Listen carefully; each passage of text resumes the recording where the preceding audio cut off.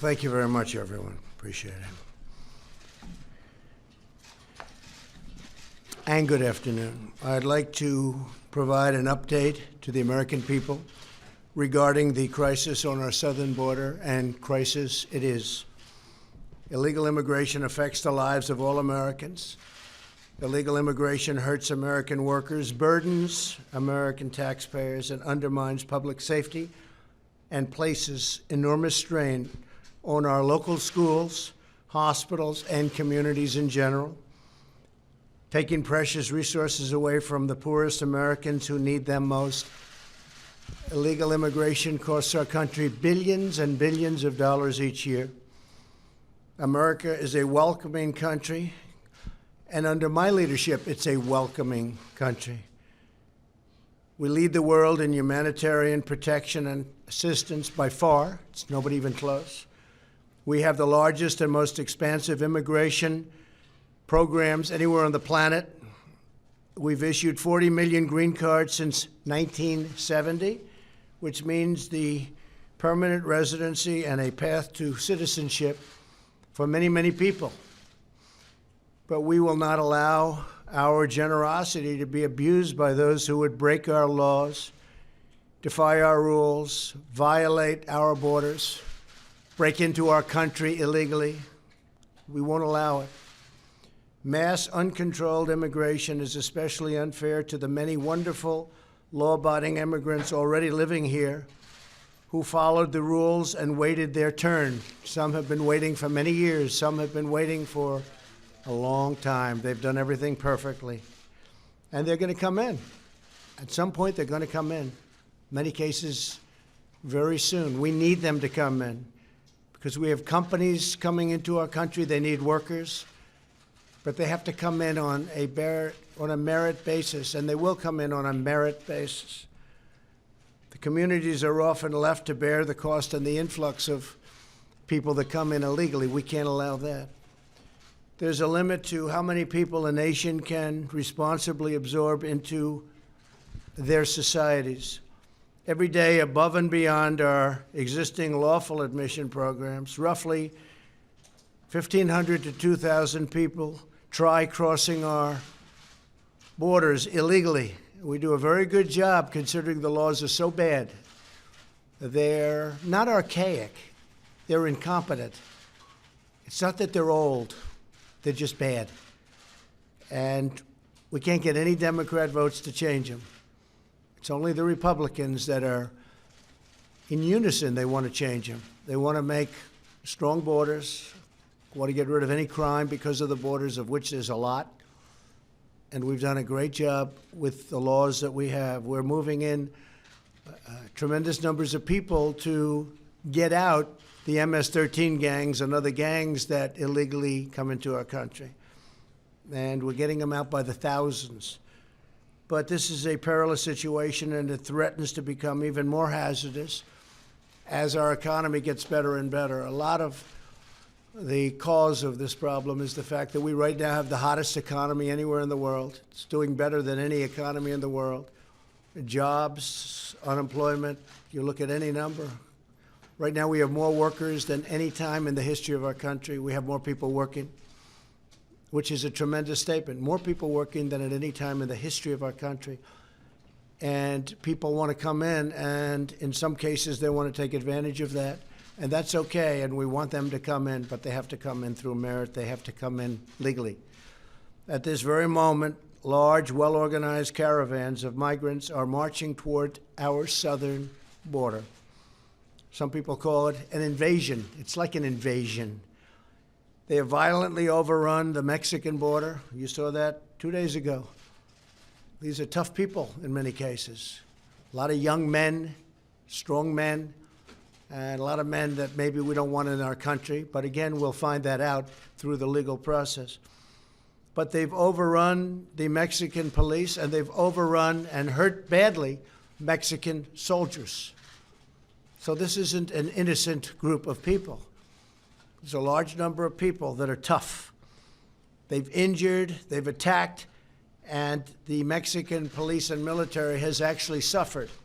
And I appreciate what Mexico is trying to do.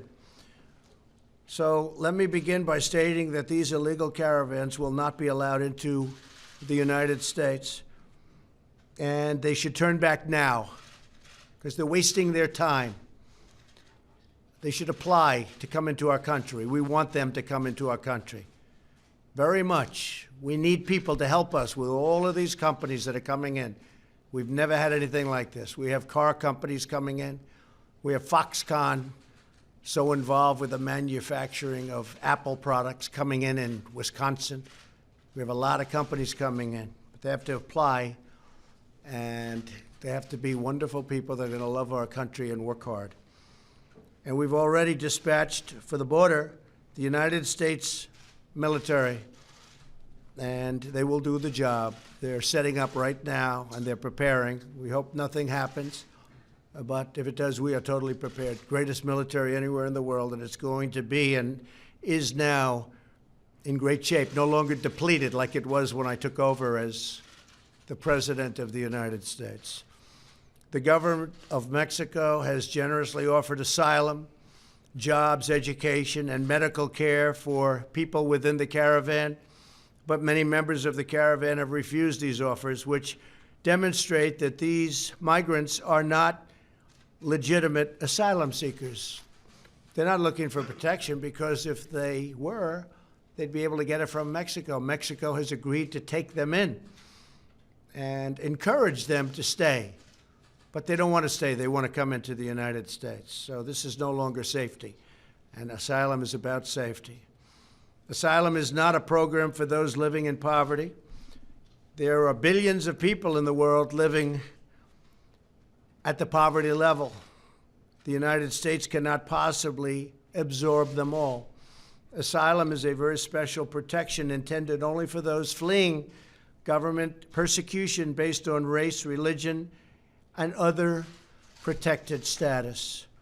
These caravans and illegal migrants are drawn to our country by Democrat-backed laws and left-wing judicial rulings. We're getting rulings that are so ridiculous, so bad, they're writing the laws. Can't do that. Collectively known as an example, catch and release.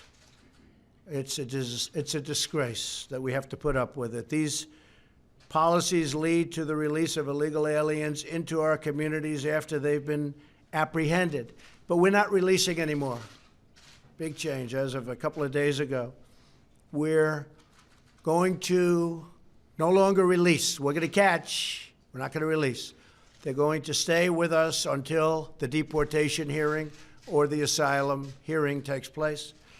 So we're not releasing them into the community. We have millions of people that over the years have been released into the community. They never show up for the trials. They never come back. They're never seen again. And those people, they know who they are. And we know a lot of where they are, who they are, and those people will be deported, directly deported. The biggest loophole drawing illegal aliens to our borders is the use of fraudulent or meritless asylum claims to gain entry into our great country. An alien simply crosses the border illegally, finds a Border Patrol agent, and using well-coached language by lawyers and others that stand there and trying to get fees or whatever they can get, they're given a phrase to read. They never heard of the phrase before. They don't believe in the phrase. But they're given a little legal statement to read. And they read it. And now all of a sudden they're supposed to qualify. But that's not the reason they're here.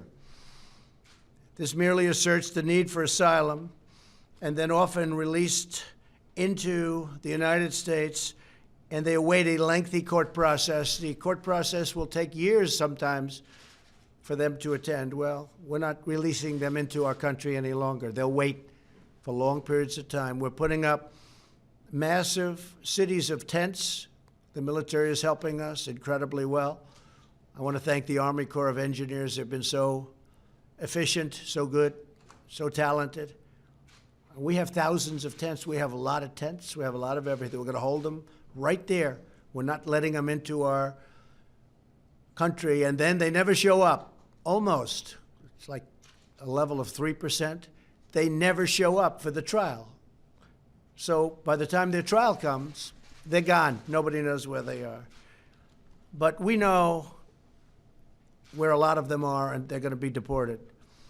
There are now nearly 700,000 aliens inside the United States awaiting adjudication of their claims. Most of these people, we have no idea how they got there, why they got there, and the number is actually going to be a much larger number as we look at all of the data. So if you look at just at a minimal number, it's the size of Vermont or bigger. And the overall number could be 10 million people, could be 12 million people, could be 20 million people. The record keeping from past administrations has not exactly been very good.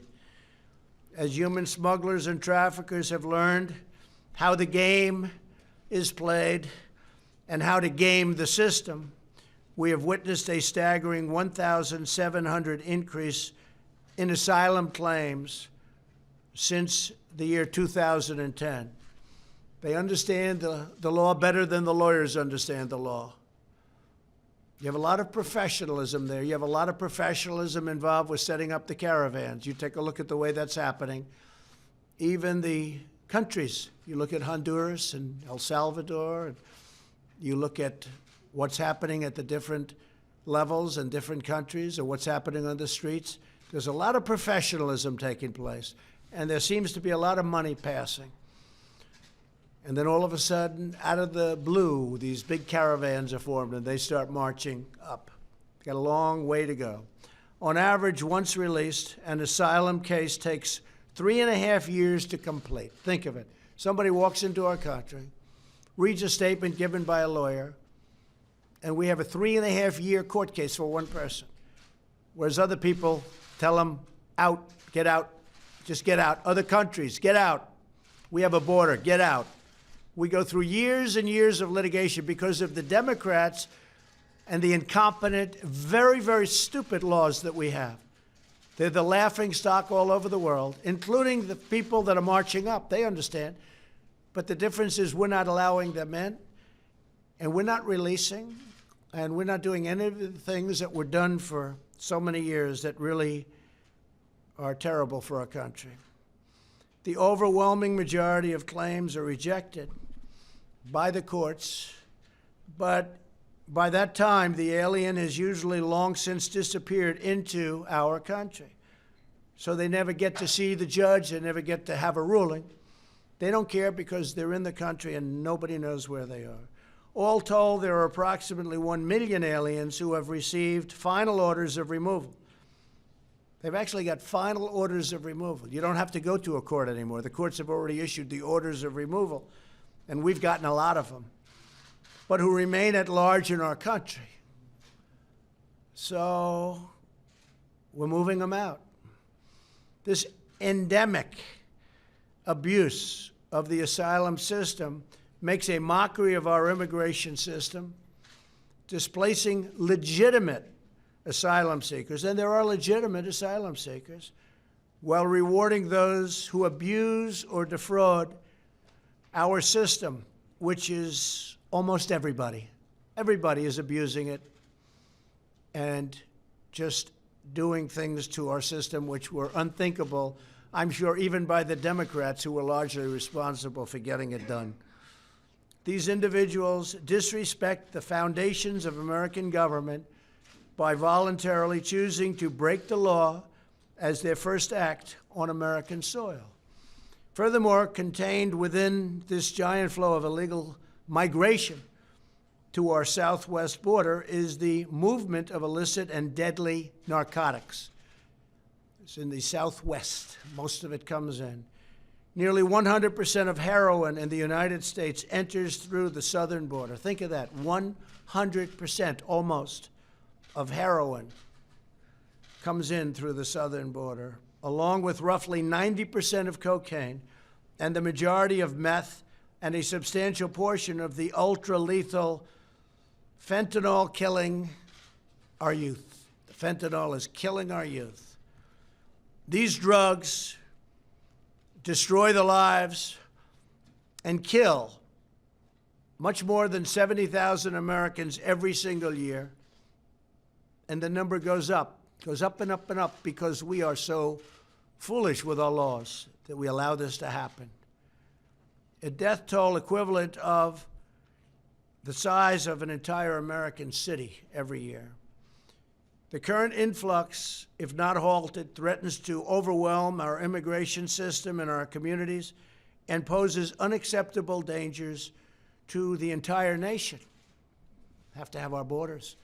Can't let drugs come in. It's not just people. It's people, it's drugs, it's human traffickers. Human trafficking is now at the highest level in the world that it's ever been. That's because of the internet. Think of it, human trafficking. You think back 200 years, 500 years. Human trafficking, where they steal children, in many cases women, unfortunately. They steal women. They're human traffickers, the lowest scum on earth, the lowest scum on earth. And it's at a level that it's never been worldwide, never been at a level like this. If these caravans are allowed into our country, only bigger and more emboldened caravans will follow. And you see that's what's happening now. We have one that's coming up, and it's being somewhat dissipated as they march, but then other people are joining it. And then it gets bigger. And now, if you look back at Honduras and if you look at El Salvador, other ones are solving, and they're forming. They're forming. You have new ones that are forming. And we call it caravan number 2. Is unbelievably rough, people. Very, very hard for the military to stop it. Our military will have no problem. But very, very hard. Mexico's having a very, very hard time with it. Once they arrive, the Democrat Party's vision is to offer them free health care, free welfare, free education, and even the right to vote. You and the hardworking taxpayers of our country will be asked to pick up the entire tab. That's what's happening. Medical, and in many cases, they've got some big medical problems before they get here. No nation can allow itself to be overwhelmed by uncontrolled masses of people rushing their border. That's what's happening. They are rushing our border. They're coming up. And even before you get to the caravan, just on a daily basis, people coming in. And it's a very bad thing for our country. It's sad in many ways, but it's a very bad thing for a country. And again, costs us billions and billions and billions of dollars a year. And I will therefore take every lawful action at my disposal to address this crisis. And that's what we're doing. The United States military, great people. My administration is finalizing a plan to end the rampant abuse of our asylum system. It's abused, to halt the dangerous influx and to establish control over America's sovereign borders. We've got borders. And once that control is set and standardized and made very strong, including the building of the wall, which we've already started, $1.6 billion spent last year, $1.6 billion this year. We have another 1.6 that will be coming, but we want to build it at one time. All it does is turn people in a different direction if you don't. We want to build it at one time. Under this plan, the illegal aliens will no longer get a free pass into our country by lodging meritless claims in seeking asylum. Instead, migrants seeking asylum will have to present themselves lawfully at a port of entry. So they're going to have to lawfully present themselves at a port of entry. Those who choose to break our laws and enter illegally will no longer be able to use meritless claims to gain automatic admission into our country. We will hold them for a long time if necessary. The only long-term solution to the crisis and the only way to ensure the endurance of our nation as a sovereign country is for Congress to overcome open borders obstruction. That's exactly what it is. It's open borders obstruction. No votes. You can come up with the greatest border plan, the greatest immigration plan. You won't get one vote from a Democrat. They have terrible policy, In many cases, they're terrible politicians, but the one thing I give them great credit for, they vote as a bloc. They stick together. And we will end catch and release. We're not releasing any longer. We also must finish the job that we started by being strong at the border. When we're strong at the border, people will turn away and they won't bother. You will see in a year from now, or in certainly a period of time from now, despite our very good economy, which some of them come for that, I can't blame them for that. You have to do it legally. But you will see that the numbers of people trying to get in will be greatly reduced. But that can only happen if we're strong at the border. And the southern border is a big problem. And it's a tremendous problem for drugs pouring in and destroying our youth and really destroying the fabric of our country. There's never been a drug problem like we have today. And as I said, much of it comes from the southern border. So in the meantime, I will fulfill my sacred obligation to protect our country and defend the United States of America. And this is a defense of our country. We have no choice. We have no choice. We will defend our borders. We will defend our country. Thank you very much. What happens to the children then? If you're ending catch and release, what happens to those children? Do they stay released? We're working on a system where they stay together, but I will say that by doing that, tremendous numbers, you know, and under the Obama plan, you could separate children. They never did anything about that. Nobody talks about that. But under President Obama, they separated children from the parents. We actually put it so that that didn't happen. But what happens when you do that is you get tremendous numbers of people coming. It's almost like an incentive to, when they hear they're not going to be separated, they come many, many times over. But President Obama separated the children from the parents, and nobody complained. When we continued the exact same law, this country went crazy. So we are going to continue and try to continue what we're doing. But it is a tremendous incentive for people to try.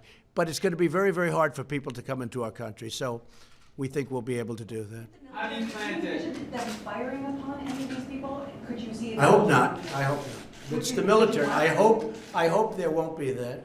But I will tell you this, anybody throwing stones, rocks, like they did to Mexico and the Mexican military, Mexican police, where they badly hurt police and soldiers of Mexico, we will consider that a firearm. Because there's not much difference. When you get hit in the face with a rock, which, as you know, it was very violent a few days ago, very, very violent. That break-in, it was a break-in of a country. They broke into Mexico. And you look at what's happening in Guatemala, just to mention Guatemala, along with El Salvador and Honduras. It's disgraceful that those countries aren't able to stop this, because they should be able to stop it before it starts. And the United States pays them a fortune. And we're looking at not doing that anymore, because why should we be doing that when they do nothing for us? You know. Jeff, go ahead. Mr. President, how is this plan going to be legal, considering current law?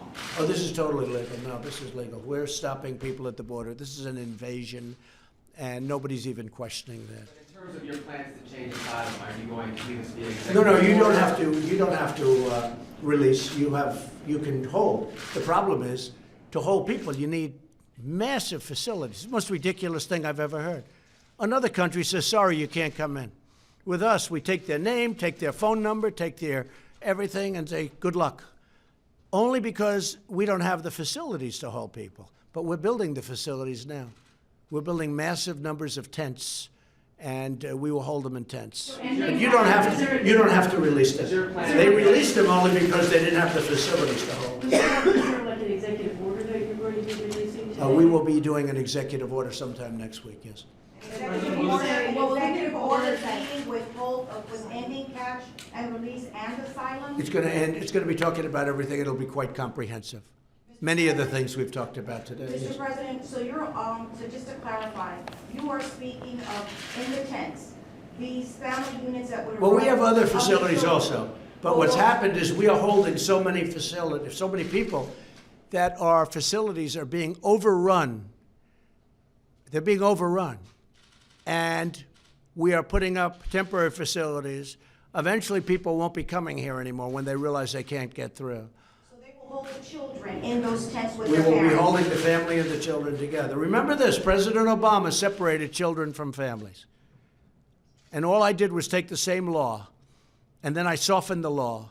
But by softening the law, many people come up that would not have come up if there was separation. What do you say But to the you're critics saying that you who, want- Mr. President, what do you say to the critics who think this is a political thing before the midterm? There's nothing political about a caravan of thousands of people, and now others forming, pouring up into our country. We have no idea who they are. All we know is they're pretty tough people when they can blast through the Mexican military and Mexican police. They're pretty tough people.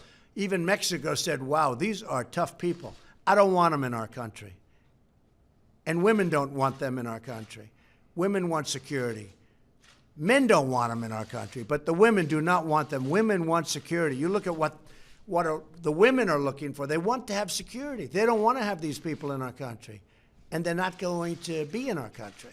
It's a very big thing. Yes. Mr. President, when you talk about finalizing a plan to end asylum, is this a plan that will be included in that executive No, people order? are going to have a chance to go for asylum. But if you look at the records, not very many people are allowed to stay once they go to court. But what happens is they were using asylum. First of all, they were told what to say by lawyers and others. Read this statement. You read the statement, and now you're seeking asylum. The whole thing is ridiculous, and we won't put up with it any longer. U.S. law and international law says that people who have valid claims have a right to seek asylum. That's So right. what would be? Well, they're going to go to court. They're going to go to court, as crazy as it sounds. They're going to go, excuse me, ready? They're going to go to court, and a judge is going to determine. But usually when they go to court, they're deported. It just seems that most of the people are deported once they go. The problem is they never end up going to court because when they come in, they're told to come back in a year for a court case, and they disappear into the United States, never to be seen again. But the current laws But we're going to say be, about holding and they're people given deportation notices. We will be deporting those people. Mr. President, President, saying rock throwing like happened in Mexico would be considered. We will consider that the maximum that we can consider that because they're throwing rocks viciously and violently. You saw that 3 days ago, really hurting the military. We're not going to put up with that. They want to throw rocks at our military fights back. We're going to consider it, and I told them, consider it a rifle. When they throw rocks like they did at the Mexico military and police, I say, consider it a rifle. Jeff? Yes, separate topic, sir. Did you offer Heather Nauer the job as a running No, she's under very serious consideration. She's excellent. She's been with us a long time. She's been a supporter for a long time, and she's really excellent. So she's under very serious. We'll probably make a decision next week. We have a lot of people that want the job, and there are a lot of really great people, but we'll be talking about that next week sometime. Did you see Oprah Winfrey's comments today? I didn't. What did she say? She was campaigning in Georgia at the same time that Vice President Pence was. At the same time as Excuse me, at the same time Vice President Pence was encouraging people to vote and Well, that's okay. I mean, look, I was on Oprah's last week of her show. Oprah liked me very much. I've always liked Oprah. You know, Oprah's good, but the woman that she's supporting is not qualified to be the governor of Georgia by any stretch of the imagination. And I'll be in Georgia the next few days, and we have a tremendous, around Macon, we have a tremendous crowd already. Nobody has a crowd like we have because people want to see a great governor of Georgia. And I think Brian's going to be a great governor of Georgia. I think he'll be a fantastic governor. He's totally qualified. She is not qualified to be the governor of Georgia. She's not qualified. And Georgia's a great state. It's a great, great state. Take a look at her past, take a look at her history, take a look at what she wants to do and what she has in mind for the state. That state will be in big, big trouble very quickly. And the people of Georgia don't want that. Question? We just received an update on an election integrity. Can you say for a fact that our elections are Yeah. I just met with the FBI, with Chris, and the Justice Department, and with Secretary Nielsen, and they've spent a lot of time and effort and some money on making sure that everything with respect to the election coming up in 5 days is going to be perfect and safe. There will be hopefully no meddling, no tampering, no nothing. And we spent a lot. Now, President Obama had the chance to do that in September before 16, but he chose not to do that because he thought Hillary Clinton was going to win. And while everybody agrees it didn't affect the vote at all, nevertheless, he could have done things that probably would have made it a little more obvious, a little clearer. But he was told by the FBI in September, before the election in 16, about potential meddling or potential Russian meddling, and he did nothing about it. He didn't do that because he thought that Hillary Clinton would win. All right, one more. Are you optimistic that you can still get continuing resolutions through December 7th for Homeland Security Monday? Even if the Democrats take the House? I think we're going to do very well in the election. I must tell you, if you look at the races, if you look at the Senate, which is very important, obviously. I'm leaving today. I'll be in Missouri, and I'll be touching down at a number of places over the next 5 days. But I think we're doing very well in the Senate, and I think we're doing very well in the House. The only problem is with the House, there's so many people. I'd like to stop for every one of them, but there's so many people. But I think we're doing very well in the House. I think people want to see strong borders. I think they want to see security. They want to see good health care. They want to see the things that we're providing. They don't want to have their taxes increased. We're decreasing their taxes. We just announced yesterday, you probably heard, Kevin Brady put it out, a reduction of tax. We're going for a reduction of middle income tax of 10%. The Democrats want to, double up your taxes. In some cases, you have to pay 3 times what you're paying right now in order to get bad health care. And so what we're doing is something that I think the people want, and I think we're going to do very well in the election, even though history says that whoever the president may be, it trends the other way. It certainly does seem that way, but nobody's ever been president that has the greatest economy in the history of our country. This is the greatest economy in the history of our country. These are the greatest unemployment and employment numbers in the history of our country. Nobody's ever had that to campaign with, so I do. Thank you all very much. I appreciate it. Thank you.